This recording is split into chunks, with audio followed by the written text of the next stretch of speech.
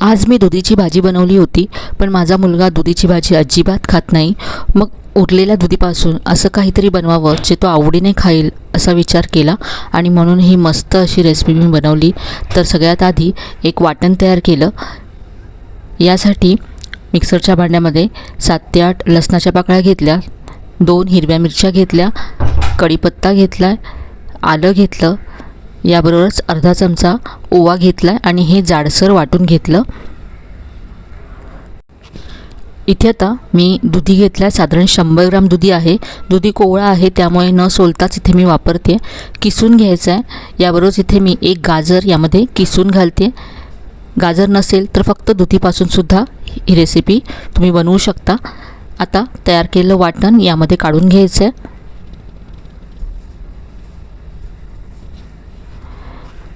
यानंतर यामध्ये 1 कप गव्हाचं पीठ घालायचं आहे, अर्धा कप बेसन घातले आणि यानंतर कुरकुरीतपणासाठी पाव कप तांदळाचं पीठ घातलं. तांदळाच्या पिठाऐवजी ज्वारीचं पीठ घातलं तरी चालेल. यानंतर इथे 1 चमचा धनेजिरे पूड घातली. धनेजिरे पूड नसेल तर जेव्हा वाटण केलं त्यामध्ये 1 चमचा धने आणि अर्धा चमचा जिरं घातलं तरी चालेल. याबरोबरच इथे आता चवीप्रमाणे मीठ घातलं आणि लाल तिखट घालायचं आहे. यामध्ये आपण हिरव्या मिरच्यासुद्धा घातल्यात त्यामुळे तिखट तुमच्या चवीप्रमाणे कमी जास्त करा. अर्धा चमचा गरम मसाला घातला. यानंतर बारीक चिरलेला कांदा घातला आणि भरपूर बारीक चिरलेली कोथिंबीर घातली. याबरोबर जर मेथीची भाजी असेल तर तीसुद्धा तुम्ही चिरून घालू शकता किंवा पालक चिरून घातला तरी चालेल. इथे आता मी 2 चमचे यामध्ये दही घातलं आहे. दह्यामुळे खूप छान चव येते. हे सगळं आता मिक्स करून घ्यायचं आहे.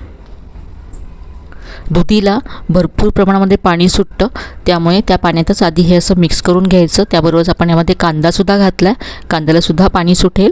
तर हे मळण्यासाठी आपल्याला खूपच कमी पाणी लागेल इथे, किंवा फक्त दुधीच्या रसामध्ये सुद्धा हे मळलं जाईल. तर इथे पहा मी सगळं मिक्स केल्यानंतर थोडंसं पाणी घालते.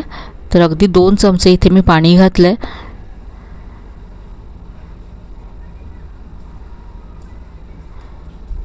आणि लगेचच हे पहा असं सैलसर झालं आहे. तर यापेक्षा जास्त पाणी इथे आपल्याला लागणार नाही आहे.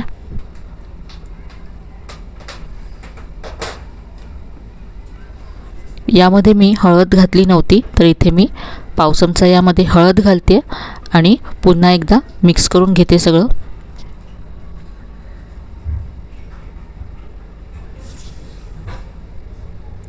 तर इथे आपण दुधीचं थालीपीठ बनवतो आहे जे मस्त क्रिस्पी होतं.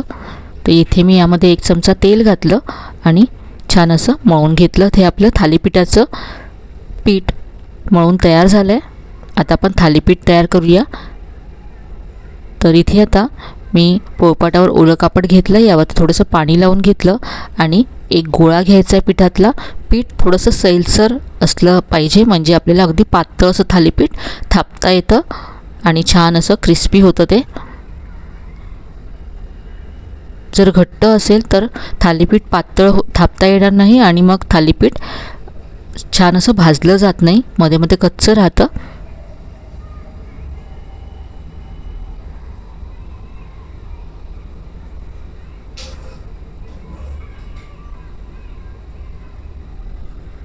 तर हाताला पाणी लावून असं पातळ थालीपीठ थापून घ्यायचं.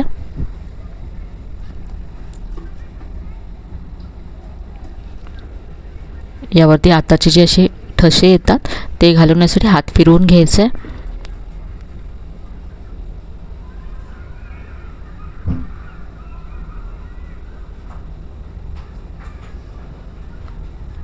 आता यावरती थोडेसे तीळ पसरवायचे, यामुळे दिसायला थालीपीठ छान दिसेल.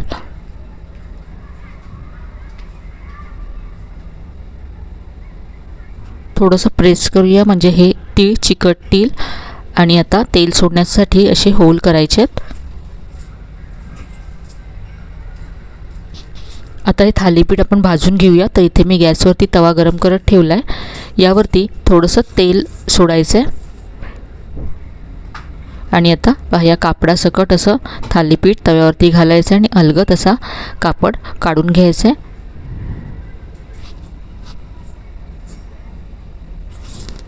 जे होल आपण केलेत त्यामध्ये थोडं थोडं तेल सोडायचं आहे.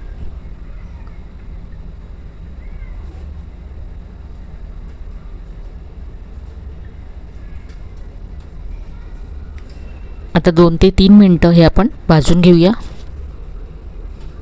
एका बाजूने भाजल्यानंतर उलटून घ्यायचं आहे आणि आता दुसऱ्या बाजूने सुद्धा हे खरपूस होईपर्यंत भाजून घेऊया.